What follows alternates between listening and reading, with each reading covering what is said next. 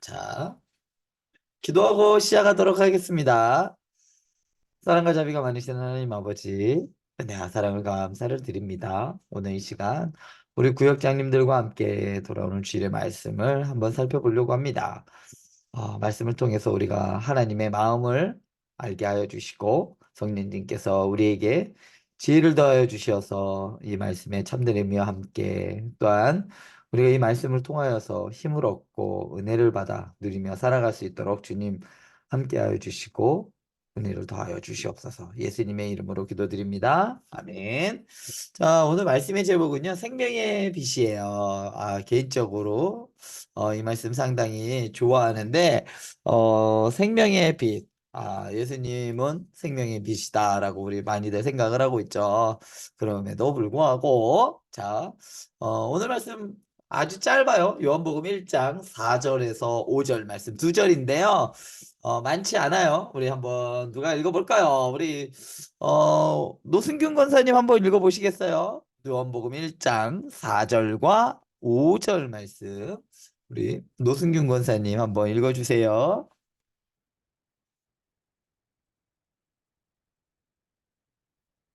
권사님,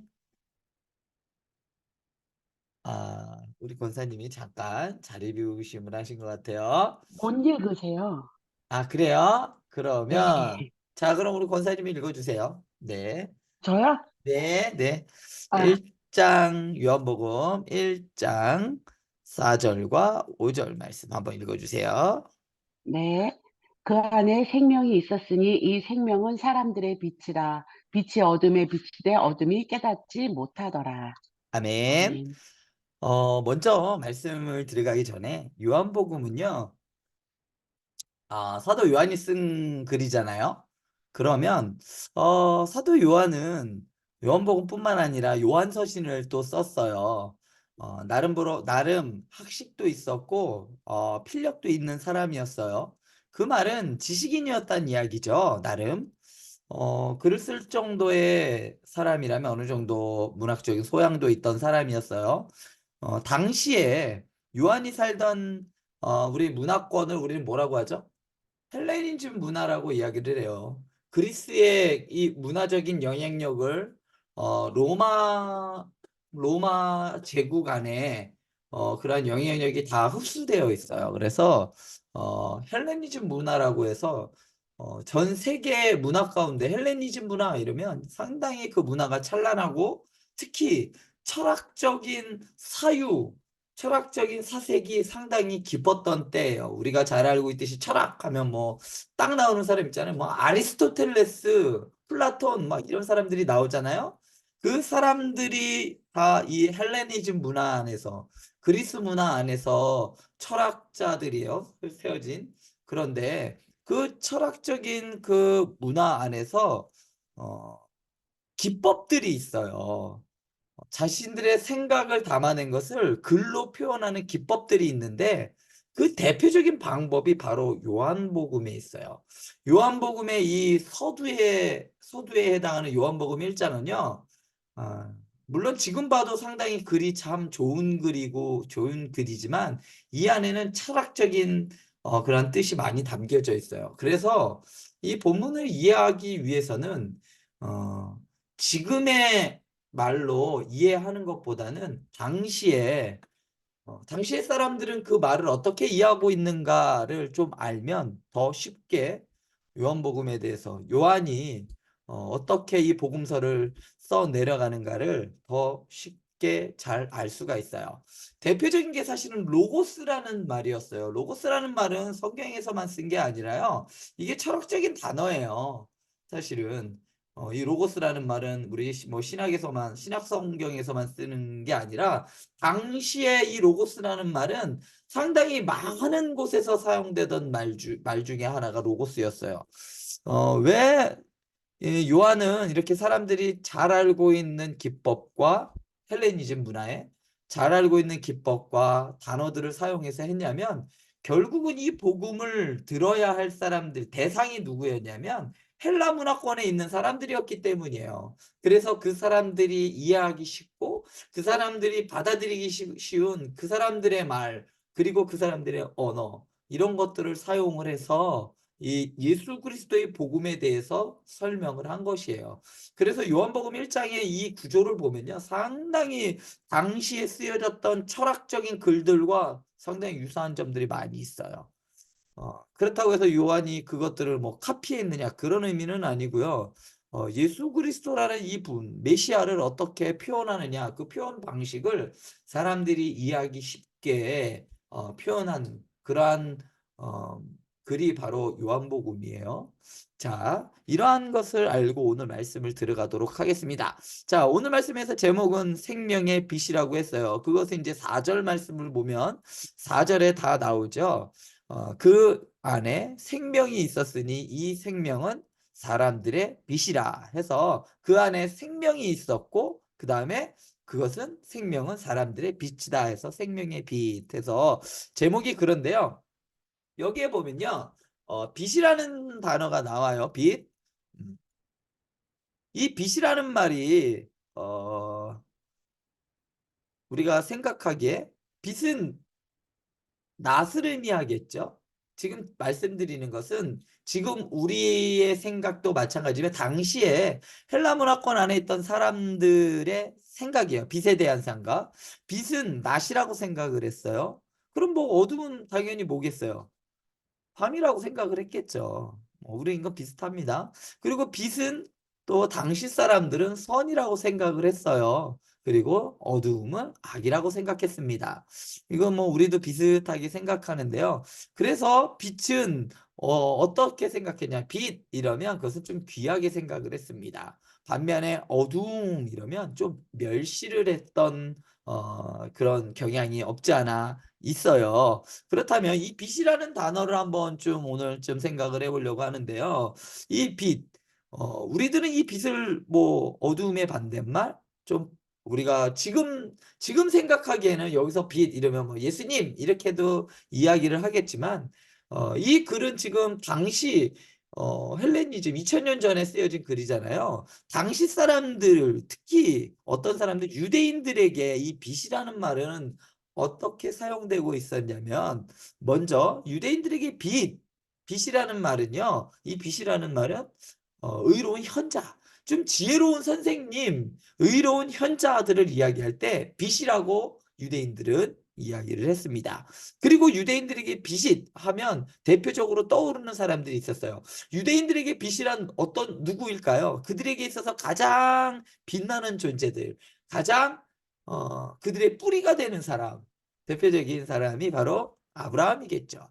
그래서 유대인들에게 빛 이렇게 이야기하면 어떤 사람들이 빛이냐, 빛과 같은 사람들이냐, 바로 아브라함과 이삭과 야곱 그리고 모세를 포함해서 그리고 다윗과 그 이후에 오실 메시아 이렇게 이런 사람들을 유대인들은 자신들에게 빛과 같은 존재다라고 유대인들은 그들의 문학 속에 이런 게 담겨져 있어요. 자, 그래서 유대인들은 또 이 빛을 무엇을 빛이라고 이야기를 했냐면 지혜와 토라. 그러니까 사람들에게 지혜를 주는 지혜 있는 말들 그리고 지혜를 담게 지혜의 정수인 토라.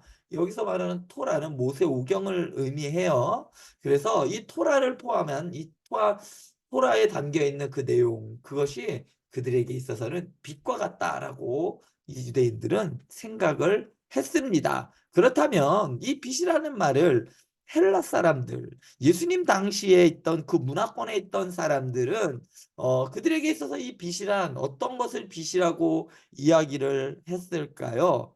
유대인들에게 어이구 죄송합니다. 잘못 썼다. 자, 유대인들에게 헬라인들에게 빛이란 이렇게 생각했어요. 죽은 사람들은 빛으로부터 쫓겨났다라고 헬라 사람들은 생각을 했어요. 당시 이제 그러니까 그리스 문화권에 있는 사람들이죠. 로마 제국 안에 있는 그 사람들은 죽은 사람은 어떤 사람들이냐? 그냥 생명이 끝났어요라고 우리는 생각을 하지만 당시의 사람들은 이렇게 생각했다는 거예요. 죽은 사람들은 빛으로부터 쫓겨난 사람들이다라고 생각을 했다는 것이죠. 이런 것들이 지금 그 당시의 문헌들에 남겨져 있는데요. 특별히 또 당시 사람들, 헬라 사람들은 좀 낭만이 있었던 것 같아요. 헬라 사람들에게 있어서 생명이란 이렇게 생각을 했습니다. 사랑하는 사람을 뭐라고 생각했냐면 사랑하는 사람을 우리의 생명의 빛이다라고 생각을 했답니다. 이야기를 했다고 해요. 그래서 생명과 빛을 이런 방식으로 헬라 사람들은 생각을 했어요. 생명이 없는 상태, 그거를 뭐라고 하냐? 빛으로부터 쫓겨난 상태. 그리고 사랑하는 사람은 우리의 생명의 빛. 이렇게 빛과 생명에 관해서 헬라 사람들은 이렇게 생각을 했습니다. 그러면 이제 우리가 관심이 많이 가는, 그럼 도대체 초대교인들에게 초대교인들은 이 빛을 어떻게 생각을 했을까? 초대교인들도 이 빛이라는 말을 아주 중요하게 생각을 했습니다. 뭐라고 생각했냐면, 이렇게 생각을 했어요. 이 빛이라는 것은 뭐라고 생각했냐면, 음, 이렇게 생각을 했어요. 믿는 사람들이 개종을 할 때, 그러니까 예수님을 만나서 예수님을 주인으로 삼고 이제 예수님의 백성들로 되었을 때 사탄의 영역으로부터 하나님의 영역으로 이동하는 것이다라고 생각을 했습니다. 그래서 초대교인들에게 빛이라는 것은 뭐냐면 예수님을 만나서 예수님의 제자로 예수님의 백성이 되어가는 것, 그러니까 어두움에서 빛으로 이동했다라고 초대교인들은 생각을 했습니다. 자, 오늘 말씀에서 보면 이러한 것들이 좀 나타나요. 헬라 문화 안에서 이 빛과 이 어두움은 어떤 상태로 사람들이 생각을 했냐면 이 둘이 마치 싸우는 것처럼 생각을 했어요. 빛과 어두움의 싸움. 자, 오늘 말씀에서도 그런 말이 나오기는 하는데요. 5절 말씀을 보면요. 이렇게 되어 있죠. 빛이 어둠에 비치되 어둠이 깨닫지 못하더라. 근데 여기 뭐 성경책 지금 펴신 분들은 여기 깨닫지 못했다라는 여기 표현에 관주가 하나 붙어 있을 거예요. 뭐라고 되어 있죠? 깨닫지 못하더라. 이 한번 여기 관주를 한번 봐보세요. 거기에 하나 표현이 나와 있어요. 보이나요? 5번에 깨닫지 못하더라 요 아래 관주가 하나 붙어 있어요. 이렇게 주석이 하나 붙어 있는데 뭐라고 나오냐면 또는 이기지 못하더라라고 나와 있습니다. 자, 이게 사실은 원어의 뜻이 이 뜻이에요. 깨닫지 못하다, 이해하지 못했다라는 표현이 아니라요. 사실은 이 원어의 뜻은 가장 오래된 사본에 의하면 가장 오래된 신약 성경이 쓰여 있는 그 글에 의하면 어둠과 빛이 어떻게 되어 있냐면 이기지 못했다. 어둠이 그 빛을 이기지 못했다라고 나와 있어요. 그래서 사실 요한복음 1장 5절을 요새 번역된 새 번역 성경에 의하면 이렇게 번역되어 있어요. 그 빛이 어둠 속에서 비치니 어둠이 그 빛을 이기지 못하였다라고 새 번역 성경에서 이렇게 번역을 했어요. 원문에 충실해서 번역을 했는데요. 그러니까 어둠과 빛이 있는데 어둠이 그 빛을 이기지 못했다라고 나와요. 자, 이러한 표현은 사실 어둠과 이 빛의 관계는 사실은 창세기에 제일 먼저 등장을 해요. 창세기 1장에 보면요. 어떻게 나올까요? 창세기 1장에 보면 어, 3장에 보면 하나님이 이르시되 빛이 있으라 하시니 빛이 있었고라고 하시죠. 어? 땅은 어땠냐면요. 흑암이 그 분미에 있을 만큼 어두웠습니다. 그런데 하나님께서 빛이 있으라 하니까 빛이 있었어요. 자, 그러니까 어두움은 절대로 빛을 이길 수가 없어요. 왜냐하면 생각해 보세요. 빛이 등장하는 순간 어둠은 어떻게 될까요? 어둠은 물러가게 되어 있어요.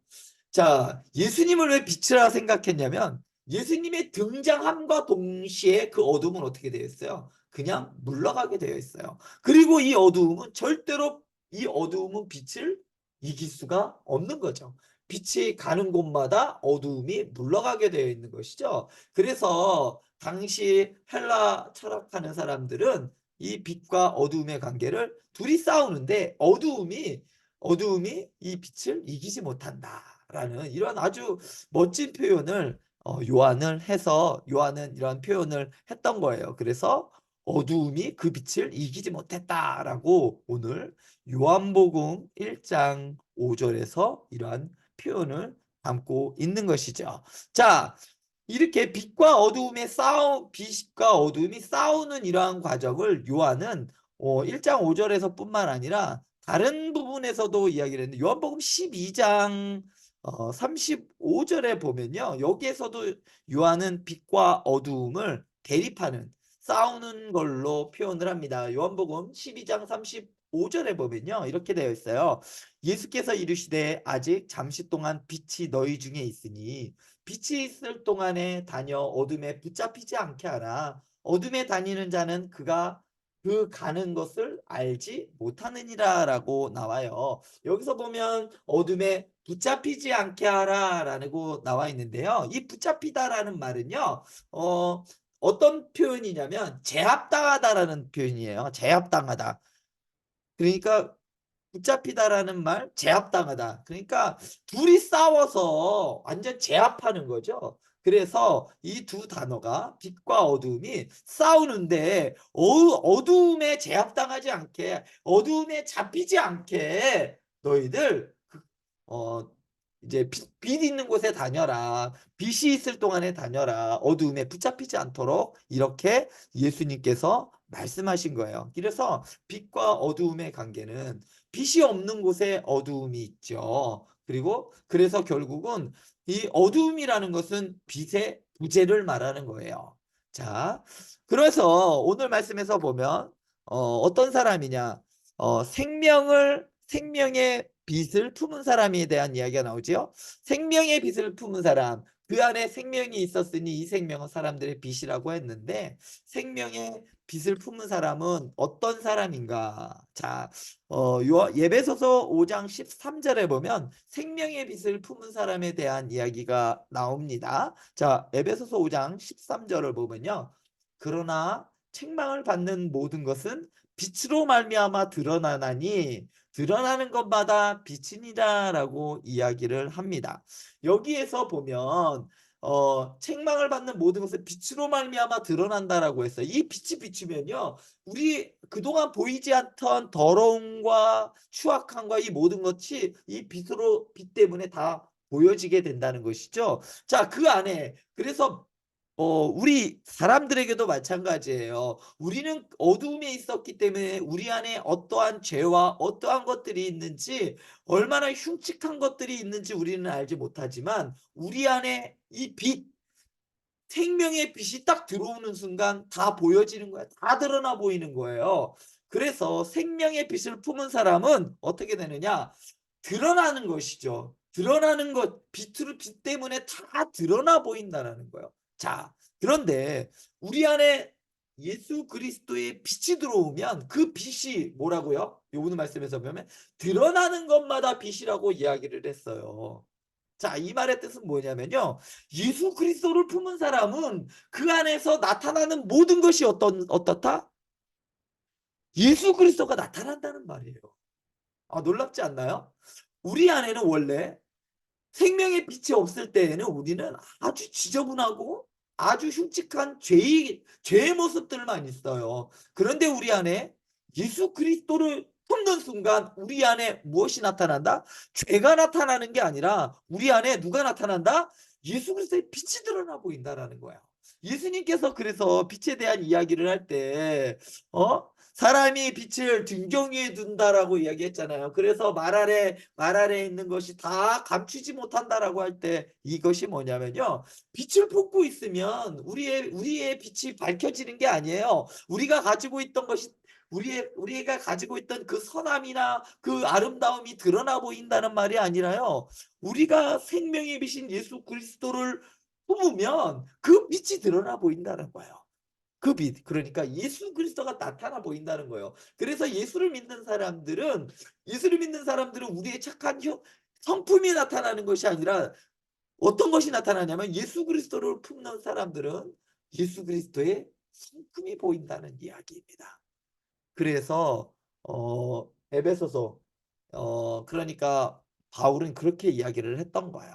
자, 어 우리 안에 있는 예수 그리스도의 빛이 드러나 보인다 해서 이 빛은 곧 누구다? 예수님이다. 라고 요한은 이야기를 합니다. 자, 그러면 한마디로 또 좀 정리를 하자면요. 빛은 어두움을 타고 들어가서 그 어두움 안에 있는 것을 드러내는 것이죠. 어두운 것들을 드러내지만 우리 안에 들어왔을 때에는 들어온 그 생명의 빛은 예수 그리스도의 빛을 드러내 보이는 아주 놀라운 생명의 빛이 바로 예수 그리스도죠. 자, 우리가 예수님을 요한복음은 그 생명의 빛이라고 말씀하셨어요. 그래서 우리는 끝없이 무엇과 싸우는 존재들이냐면 어둠과 끊임없이 싸우는 존재들이에요. 자, 그래서 우리는 히브리서 기자도 이런 이야기를 하죠. 죄와 싸우되 피 흘리기까지 싸워야 한다. 성경을 보면요. 우리 예수 믿는 사람들과 세상과 그 믿지 않는 사람들과 어떤 존재들이라고 얘기하면 끊임없는 사탄과의 전쟁, 싸움이라고 이야기를 합니다. 우리들의 싸움은 혈과 육의 싸움이 아니라고 할 때도 끊임없이 싸움에 대해서 이야기를 하는데 마치 빛과 어둠의 싸움인 것 마냥 우리에게 이야기를 합니다. 어둠은 빛의 부재이듯이 상대가 되지 않고 싸우지만 결국은 어두움이 빛을 이기지 못했듯이 우리가 예수 그리스도를 품으면 이 죄와 이 어두움의 세력인 이 사단이 우리를 결코 이기지 못한다는 아주 놀라운 이러한 복음의 메시지가 여기에 담겨져 있는 것이죠. 자, 오늘 말씀에 그러면 문제 들어가면요. 그 안에 무엇이 있었으니 이 무엇은 사람들의 빛이다. 자, 4절 말씀이죠. 이 땡땡은 무엇이냐? 바로 생명이죠. 그 안에 생명이 있었으니 이 생명은 사람들의 빛이다. 라고 했습니다. 바로 그 생명은 예수님이시죠. 그러면서 빛은 누구인가요? 바로 빛은 예수님을 의미합니다. 이것이 주일학교 수준의 문제처럼 보이지만요. 이것이 이 생각이 흔들리면 안 돼요. 우리의 빛은 간혹가다 예수님이 아니라 다른 게 우리의 빛이 될 때가 있어요. 어, 가끔씩 우리가 한눈을 팔 때가 있죠. 자, 그러지 말고 이것이 절대로 흔들리지 마시기 바랍니다. 빛은 바로 예수님입니다. 그리고 요한이 말하는 생명은 무엇을 가리키나요? 요한은 이 생명을 무엇이다? 바로 예수님이다라고 말합니다. 그래서 오늘 뭐 지난주의 말씀에 이어서 예수님은 지난주에는 예수님은 무엇이다? 말씀이었다. 그러면 이번 주에는 예수님은 어떤 분이시다? 생명이시고 예수님은 생명이세요. 영원한 생명을 주시는 분이시며 예수님은 어떤 분이시다? 사람들에게 빛과 같은 존재다. 그래서 우리가 처음에 말씀, 예수님은 로고스다. 그리고 두 번째, 예수님은 생명이다. 세 번째, 예수님은 빛이다라는 것을 오늘 이번 주의 말씀을 통해서 우리 구역장님들과 우리 구역원들이 함께 나누셨으면 좋겠습니다. 오늘 말씀 여기까지 하고요. 질문 있으시면 따로 연락을 주시면 성심성의껏 답변해 드리도록 하겠습니다. 기도하고 마치겠습니다. 네, 네, 잠깐만요. 자, 사랑과 은혜가 많으신 하나님 아버지, 오늘 말씀을 배웠습니다. 빛으로 오신 예수님, 빛으로 오셨기 때문에 어두움이 능히 이기지 못하였고, 우리 안에 계신 그 생명의 빛을 우리가 세상 사람들에게 보여주어 예수 그리스도의 성품이 우리 이웃들과 그리고 우리 가정 안에 우리 예수 그리스도의 빛을 보여주며 비추는 우리 행복한 교회 성도들 그리고 우리 구역장님들 되게 하여 주시옵소서. 예수님의 이름으로 기도드립니다. 아멘. 수고 많으셨습니다. 네, 수고하셨습니다. 내일 우리 저 때 뵙도록 하겠습니다. 네, 금요기도회 때 뵙도록 하겠습니다. 수고하셨습니다. 수고하셨습니다. 네, 수고 많으셨습니다. 감사합니다.